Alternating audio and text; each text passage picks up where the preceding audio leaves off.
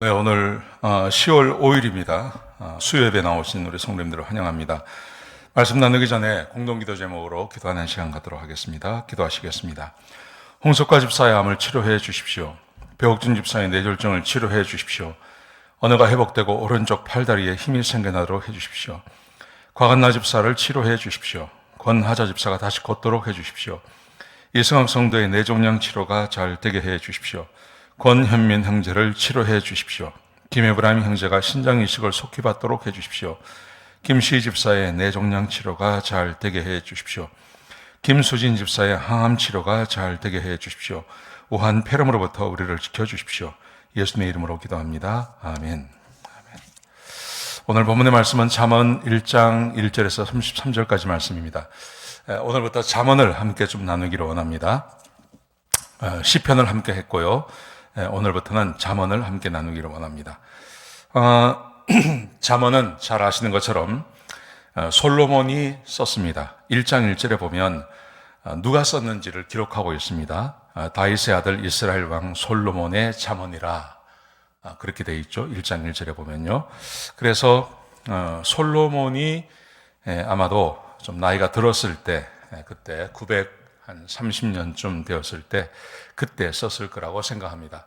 누굴 향해서 썼냐 하면 자기 나라 안에 있는 젊은 백성들, 젊은 사람들을 위해서 쓴 것입니다. 왜 이 글을 썼냐 하면요. 2절부터 6절까지 기록되어져 있는데 1장 2절에서 6절까지 기록되어 있는데 하나님을 경외하는 사람이 어떻게 살아야 하는지에 대해서 가르치기 위해서 그래서 이 글을 썼습니다.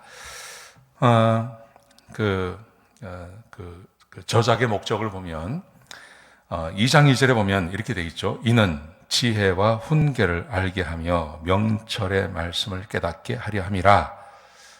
지혜와 훈계 그리고 명철의 말씀. 사람이 살아가는 데 있어서 지혜와 명철과 이런 것이 얼마나 중요합니까? 근데 그 1장 7절에 보면 이 솔로몬이 그렇게 말을 합니다. 사람이 살아가는 데 있어서 가장 지혜로운 것, 사람이 살아가면서 가장 중요한 것은 하나님을 경외하는 거다. 그렇게 말을 합니다. 그래서 저작의 목적은 하나님을 경외하는 사람, 하나님을 경외하는 삶이 가장 지혜로우며 그 지혜가 어떤 것인지를 우리에게 가르치기 위해서 이 잠언을 썼다. 그렇게 볼 수 있겠습니다. 여러분, 그러므로 잠언을 통해서 정말 지혜롭게 하나님을 잘 경외하며 어떻게 사람이 지혜롭게 살아갈 필요가 있는지에 대해서 아마 우리 모두는 이 교훈을 받아들이는 것이 매우 중요하다고 생각합니다. 사람이 살아가면서 나는 나 혼자만으로도 얼마든지 지혜롭게 살 수 있다. 이렇게 말할 수 있는 사람이 어디 있겠습니까? 그런 사람은 없습니다. 또 나는 지혜가 없기 때문에 나는 인생을 제대로 살 수 없다. 아마 그런 분들은 계실 것입니다. 여러분, 그런데 낙심할 필요가 없습니다. 왜냐하면 오늘 이 잠언서를 통해서 하나님을 경외하는 것이 가장 지혜로운 것이고 그 하나님을 경외하는 것이 무엇인지를 우리에게 가르쳐주고 있기 때문에 그렇습니다. 그래서요, 오늘 본문의 말씀에 보시면 이렇게 되어 있습니다. 4절에 보시면 어리석은 자를 슬기롭게 하며, 이 잠언이 어떤 책이냐 하면 어리석은 자를 슬기롭게 하며 젊은 자에게 지혜와 근신함을 주기 위한 것이니, 그리고 지혜 있는 자는 듣고 학식이 더할 것이요 명철한 자는 지락을 얻을 것이다. 명철하고 지혜 있는 사람도 이 책을 봐야 하고 하나님을 경외하는 것을 배워야 하며, 그리고 어리석고 지혜가 없다고 생각하는 사람도 이 잠언을 통해서 하나님을 경외함으로 지혜를 배워라. 그렇게 말씀하시죠. 여러분, 그러므로 이 잠언은 모든 성도들이 정기적으로 읽고 공부하고 또 기억할 필요가 있는 그런 책이라고 할 수 있겠습니다. 자, 보십시오. 그래서 1장에서 사도 솔로몬은 이렇게 말을 하고 있습니다. 인생에서 가장 중요한 것이 하나님을 경외하는 것입니다. 하나님을 경외하는 것입니다. 제가 다시 읽어드리겠습니다. 1장 7절부터 9절까지 말씀해 보시면요.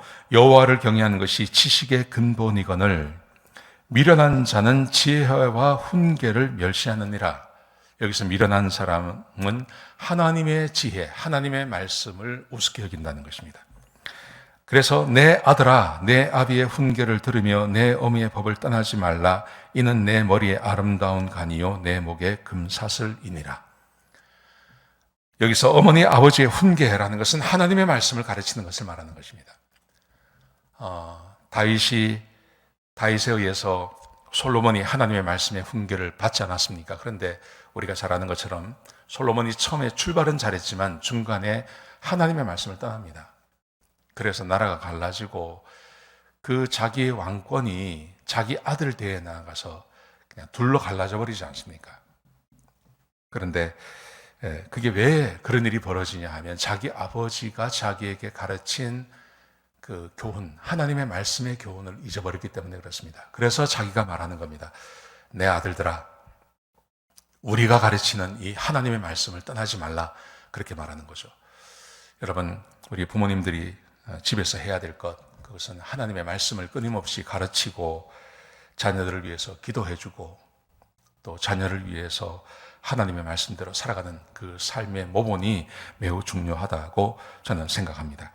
자, 이렇게 하나님을 경외하며 하나님의 말씀을 따라 살아야 할 이유가 뭐냐 하면 이 잠언 1장 마지막 절에 보면요, 이렇게 되어 있습니다. 인생이라는 것은 자기가 뿌린 그 씨대로 거두는 것이 인생이라고 이야기를 합니다.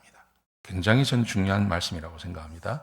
제가 읽어드리겠습니다. 1장 31절에서 33절까지 말씀해 보시면요. 그러므로 자기 행위의 열매를 먹으며 자기 꾀에 배부르리라. 자기 행위의 열매를 먹으며 자기 꾀에 배부를 것이다. 무슨 말입니까? 인생이라는 것은 자기가 뿌린 씨대로 거둔다는 겁니다. 내가 씨를 뿌렸으면 그 씨를 반드시 거둡니다. 하나님의 말씀에 순종하는 씨를 뿌리면 그 약속을 거두고, 그렇지 않고 하나님을 떠나고 어리석은 삶을 살고 하나님의 말씀이 아닌 다른 것을 뿌리면 그 뿌린 것을 반드시 거두게 되는 것이 인생이라는 거죠. 그래서 32절에 보시면 어리석은 자의 태보는 자기를 죽이며 미련한 자의 안일은 자기를 멸망시키느니라. 어리석은 자, 이 잠언에서 말하는 어리석은 자는 지혜가 없다는 말이 아닙니다. 하나님의 말씀을 우습게 여기는 것, 하나님 말씀대로 살지 않는 것, 하나님의 말씀을 추종하지 않는 것을 어리석다고 말하는 것입니다. 어리석은 자, 미련한 자는 반드시 멸망을 거두게 된다. 그렇게 말하는 거죠. 33절에 보시면요. 오직 내 말을 듣는 자는 평안히 살며 재앙의 두려움이 없이 안전하리라. 여러분, 모든 사람이 바라는 게 평안한 사람 아니겠어요? 평안하고 안전한 삶인데요. 그 평안하고 안전한 삶을 책임져 주는 것, 그게 하나님의 말씀을 따라 사는 것입니다. 하나님의 말씀을 따라 살면 하나님께서 우리 인생을 책임져 주십니다. 그게 여호와를 경외하는 것입니다. 여호와를 경외하는 것은 하나님의 말씀을 따라 사는 것입니다. 하나님의 말씀을 따라 살면 오늘 31절에 나오는 것처럼 평안히 살며 재앙의 두려움이 없이 안전하게 될 거다. 그렇게 말씀하십니다. 여러분, 요즘 우리 개신교 안에 이런 생각들을 하시는 분들이 계십니다. 그리스도인은 고난받아야 되고 그리스도인들은 이 세상에서 어려움을 당해야 되고 이렇게 생각하는 분들이 계십니다. 여러분, 예수님의 인생을 따라가 보십시오. 예수님께서 왜 고난받으셨나? 예수님께서 고난받으신 것은 하나님의 말씀에 순종하기 때문입니다. 여러분, 하나님께서 예수님의 인생을 통해서 하나님의 말씀에 순종하기 때문에 당하는 고난 외의 고난은 허락하지 않으셨습니다. 수많은 사람들이 따랐고요. 예수님께서 어디 가시나 예수님께서 환영받으셨고, 물론 예수님을 배척하는 사람도 있었지만요. 환영받으셨고, 예수님께서 가시는 곳마다 사람들이 인산인해로 함께 따랐고, 그의 말씀을 듣기를 좋아했고, 예수님의 제자들이 생겨나고, 그 예수님의 마지막 일주일 가운데 보시면 예루살렘에 들어갈 때 사람들이 환영하지 않습니까? 환영하고 심지어 헬라인 가운데 거듭난 사람, 헬라인 가운데 그 유대교를 믿는 사람이 예수님의 제자가 되겠다고 찾아오지 않습니까? 그래서 빌립을 향해서 선생이여, 그 제자들에게 선생이여라고 말할 정도로 그 예수님의 그 권위는 아주 당당했습니다. 예수님께서 고난만 당하신 거 아닙니다. 여러분, 우리가 하나님의 말씀을 따라 사는 것, 그 말씀을 때로 살려고 하니 고난이 오는 것은 있지만 하나님은 우리에게 복을 주시는 것입니다. 그래서 여기에 그렇게 되어 있는 겁니다. 평안히 살기를 원하고 재앙의 두려움이 없이 안전하게 살기를 원한다면, 그러면 하나님을 경외하는 삶을 살라고 이야기하는 겁니다. 여러분, 이것처럼 확실한 게 어디 있겠습니까? 이것처럼 중요한 게 어디 있겠습니까? 우리가 이 땅에 와서 한 번 왔다 가는데 이 땅에서 예수 믿는 것 때문에 늘 고난받고 힘들고, 그거 아닙니다. 고난은 우리가 스스로 선택하는 것입니다. 내가 그 길을 가는 겁니다. 그런데 하나님은 우리의 삶을 책임져 주시고 축복해 주시는 것입니다. 이거 꼭 기억하셔야 됩니다. 그러므로 하나님의 말씀에 순종하는 것은 나에게 매우 유익한 것입니다.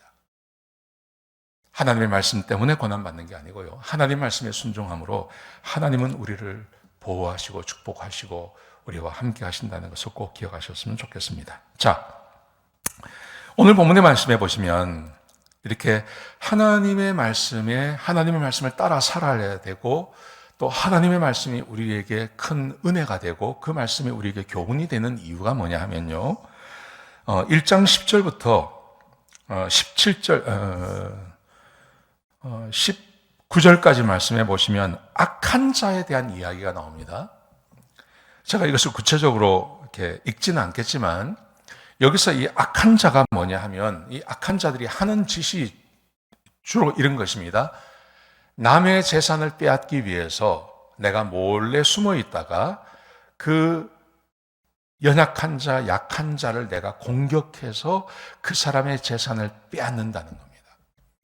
여러분, 여기서는 이제 이렇게 표현을 했지만, 이것을 가만히 생각해 보면요, 이게 어떤 의미를 갖는 거냐 하면 세상 사람들이 살아가는 방식입니다. 세상 사람들은 자기에게 무언가를 공급해 줄 수 있는 것이 없습니다. 우리 그리스도인들은 하나님께서 우리에게 공급해 주지 않습니까? 우리의 필요를 하나님이 채워주십니다. 우린 그걸 믿는 겁니다. 그래서 하나님을 경외하는 삶을 사는 겁니다. 그런데 세상은 그렇지 않습니다. 누가 나에게 공급을 해줍니까? 부모 밑에서 살던 때 그때 잠깐 그러다가 떠나고 나면 그게 없습니다. 그래서 그때부터는 내가 내 힘으로 살아가야 하는 겁니다. 내가 내 힘으로 살아가는데, 내 힘으로 살기 위해서는 내가 능력이 특출하고 굉장한 능력을 가지고 있으면 모를까, 대부분의 사람들은 비슷비슷하지 않습니까? 경쟁 사회를 살아가는 겁니다. 회사에 들어가도 경쟁이고, 학교에 있어도 경쟁이고, 밖에 나와서 리테일 샵을 하는 것도 경쟁이고, 세상에 사는 게 다 경쟁입니다. 이 경쟁에서 살아남아야 하는 거죠. 그러기 위해서 사람들이 하는 게 뭡니까? 다른 사람과의 경쟁에서 내가 이겨야 되는 겁니다. 그 이기기 위해서 사람들이 쓰는 게 뭐죠? 여기서는 이제 직접적인 표현으로 숨어 있다가 순진한 사람을 덮쳐서 그의 것을 빼앗는다고 되어 있습니다. 그런데 이것을 그냥 이렇게 표현을 했지만, 이걸 회사로 가져가 보십시오. 내 경쟁 상대, 단순히 이 사회에서 내가 그냥 잘하는 것만으로는 승진이 되고 회사에서 인정받고 하는 것은 부족하지 않습니까? 잘하는 것만으로는요. 잘하는 것뿐만이 아니라 그 위에 내가 위에 사람들에게 잘 보여야 하고, 내가 실적을 남겨야 하고, 그러니 사는 데 있어서 얼마나 많은 다른 것들이 필요합니까? 제 동생이 한국에서 사업을 하는데 한번 그런 이야기를 하더라고요. 포커를 쳐야 된대. 공무원들하고 포커를 쳐야 되고, 자기 거래소 하는 데 포커를 쳐야 되고, 그래서 돈을 잃어줘야 된다는 거예요. 돈을 잃어줘야 되고, 그걸 위해서 술 대접을 해야 되고. 뭐 큰 사업 하는 것도 아니고 조그만 사업 하는데 그렇게 해야만 살아남을 수 있다. 제 동생이 하나님 참 사랑하거든요. 그리고 이 신앙에 이 뿌리가 있어요. 그리고 정말 말씀대로 살려고 애를 써요. 신학도 얼마나 잘 아는지 몰라요. 공부도 정말 많이 해요. 일반 평신도임에도 불구하고 그냥 그 신학책을 정말 많이 사서 보더라고요. 그리고 아주 잘 알아요. 그런데 자기의 삶의 현장으로 돌아가면 그거 안 하면 안 된다. 제가 마음이 아프더라고요.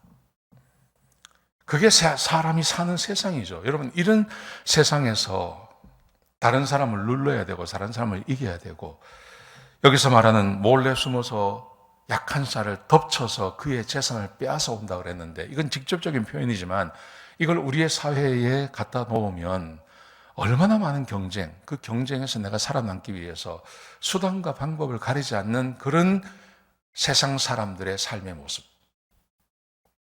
지금 다 그런 거 아니겠습니까? 정치든지 경제든지 어느 분야든지 이런 것이 통하지 않는 사회가 없지 않습니까? 그래서 사람들은 그렇게 사는 것이 마땅하다고 생각한다는 거예요. 그렇게 살아야 된다고 사람들은 생각한다는 것입니다. 자, 그런데 이제 솔로몬이 그렇게 살아가는 사람들을 향해서 이렇게 말을 합니다. 1장 20절에 보시면요. 지혜가 길거리에서 부르며 광장에서 소리를 높이며 시끄러운 골목에서 소리를 지르며 성문 어귀와 성중에서 그 소리를 발하여 이르되 너희 어리석은 자들은 어리석음을 좋아하며 거만한 자들은 거만을 기뻐하며 미련한 자들은 지식을 미워하니 어느 때까지 하겠느냐? 나의 책망을 듣고 돌이키라. 보라, 내가 나의 영을 너에게 부어주며 내 말을 너에게 보이리라. 무슨 말입니까? 그렇게 살지 말라는 겁니다. 그렇게 살지 말라. 그렇게 살면 안 된다는 겁니다.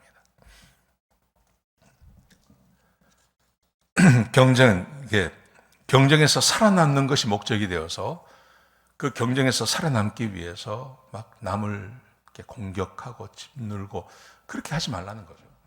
그렇게 하면 안 된다고 이야기합니다. 너희 미련한 자들아, 너희 거만한 자들아, 너희 어리석은 자들아, 그렇게 하지 말라. 그렇게 하지 말라. 그럼 어떻게 하라는 말입니까? 자, 보십시오. 하나님의 말씀을 따라서 살아야 된다. 하나님의 말씀이 뭡니까? 하나님이 도와주시겠다는 거죠. 하나님께서 공급하시고 하나님이 도와주시고 하나님께서 채워주시는 것을 믿고 그렇게 살라. 우리에게 이렇게 말씀하고 계신 것입니다. 근데 오늘 이제 이 말씀에서는 어떻게 말을 하냐 하면, 근데 사람들이 듣지 않는다는 겁니다. 그 말을 우습게 여긴다는 것입니다. 솔로몬이 그렇게 하면 안 된다. 그렇게 살지 말고 하나님께서 공급하시는 것을 믿고 살아라. 그러면 사람들이 아주 우습게 여긴다는 것입니다. 보십시오. 24절에 보시면요.